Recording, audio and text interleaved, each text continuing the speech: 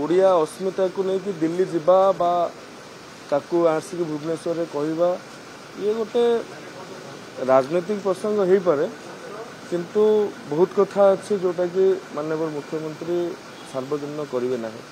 अनेक कथा अच्छी सार्वजनिक करेंगे तेणु से विचार करके ठीक समय ठीक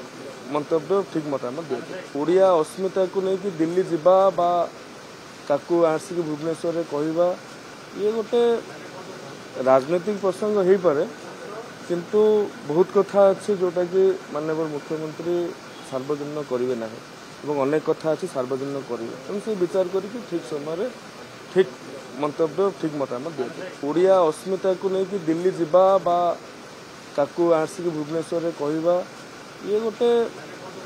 राजनीतिक प्रसंग हो पारे किंतु बहुत कथा अच्छे जोटा कि माननीय मुख्यमंत्री सार्वजनिक करेंगे ना अनेक कथा अच्छी सार्वजनिक करेंगे तेणु से विचार करके ठीक समय ठीक मंतव्य ठीक मतामत दिए।